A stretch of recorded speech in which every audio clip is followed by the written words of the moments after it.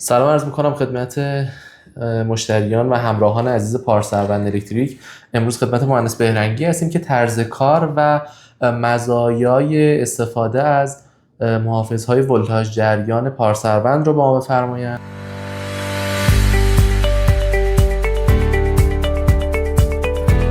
سلام عرض میکنم خدمت همه دوستان و مشتریان عزیز.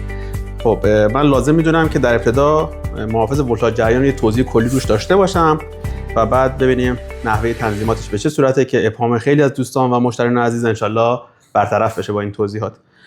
دوستان دقت کنم، محافظ ولتاژ جریان همونطور که اسمش روش هستش محافظت از ولتاژ و جریان رو انجام میده، به این نحو که ما میتونیم حفاظت اضافه ولتاژ، کاهش ولتاژ یا حفاظت اضافه جریان یا اوورکارنت رو در حقیقت داشته باشیم با زمانهای وصل و قطع قابل تنظیم. ببینید از نظر ساختاری محافظ به چه شکلیه. ما یه سیستم روش L نوشته در حقیقت روی ترمینالمون، یه ترمینال N. ترمینالی که L هست سیم فاز وارد میشه و ترمینال N هم مربوط به سیم نوله. بر روی در حقیقت قسمت سیم فاز در داخل محافظ ولتاژ جریان شما یه رله دارین که این رله عملاً کار قطع و وصل رو برای ما روی فاز انجام میده و سیم نول به یک شمشه‌ای وصله که پیوستگی به صورت کامل روی نول برقراره. ما رله روی قسمت نول نداریم. حالا تنظیماتی که هستش و به ما کمک میکنه این محافظ ولتاژ جریان در کار ببینیم به چه صورته. در ابتدا شما میتونید دکمه ست رو بزنید، یعنی زمانی که برقدار میکنید یه تجهیزی رو بهش وصل میکنید، بار بهش وصله، اول ولتاژ رو میبینید که ولتاژ معمولا حدود 230 ولت است که در قسمت پنجره بالایی ولتاژ برای شما نمایش داده میشه و جریان مصرف کننده هم حالا به صورت آمپر در پنجره پایین نمایش داده میشه. تنظیماتمون به این شکله که دکمه ست رو فشار میدیم. زمانی که شما دکمه ست رو بزنید اولین پارامتری که میبینید پارامتر آصف1 برای شما ظاهر میشه. اونجا یک زمانی 1 تا 500 ثانیه رو میتونید تنظیم کنید. این زمان راه اندازی اولیه است. یعنی چی؟ یعنی برق شهر رفته، الان برق اومده. ما نمیخوایم بلافاصله مثلا یخچالمون که به این محافظ وصله روشن بشه.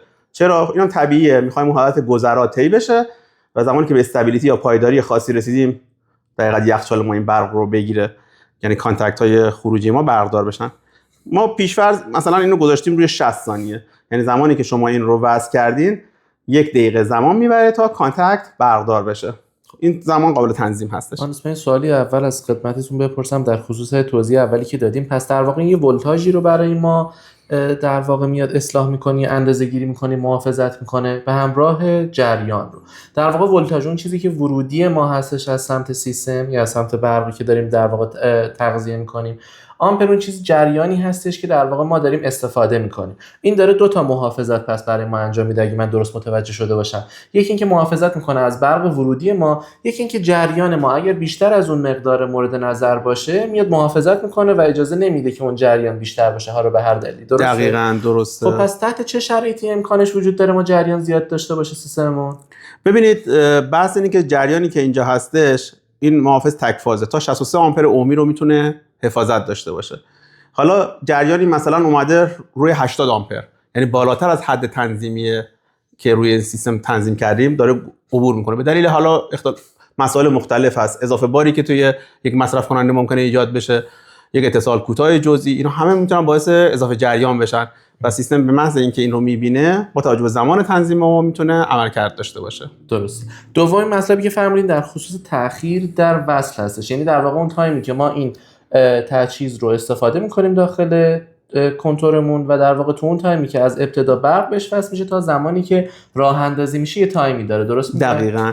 یعنی به محض اینکه برقدار شد روشن نمیشه، اون زمان تأخیر در راه اندازی اولیه رو سنس میکنه، مثلا گذاشتیم 60 ثانیه، بعد از 60 ثانیه کانتاکت برقرار میشه. خب بعد این چه تأثیری داره برای ما؟ فرمودیم بابت حفاظت از وسایل منزل ماست. درست؟ عنایت دارن دوستان، زمانی که برق شهر رفته و برق یه دفعه میاد خب معمولا ولتاژ بالا ظاهر میشه تا زمانی که شبکه به استابیلیتی خودش برسه و این باعث سوختگی خب خیلی از وسایل خونگی میشه. خیلی از مصرف کننده ممکنه آسیب ببینن توی اون لحظه‌ای که برق میاد، ممکنه ولتاژ بالاتر از حد نرمال باشه و این آسیب میزنه. به این خاطر ما یک زمان تأخیر میذاریم که توی این زمان تأخیر مطلوب ما اینه که ولتاژ به حالت پایدار خودش حدود 230 ولت رسیده و الان داره این تجهیز ما برق رو مثلا به یخچال ما میرسونه. خب بعد اگه نرسیده باشه میره رو پارامتر بعدی. درست میگی؟ دقیقاً پارامتر رو سنس میکنه، حالا میبینه آیا تو محدوده اضافه ولتاژ اگر هستش خب وصل نمیکنه سیستمو متوجه تا شدم. اینکه دقیقاً برق برگرده. بسیار عالی. و یه نکته خیلی مهمی هم هست که دوستان باید بدونن، این تجهیز برای حفاظت در برابر اوور ولتاژ،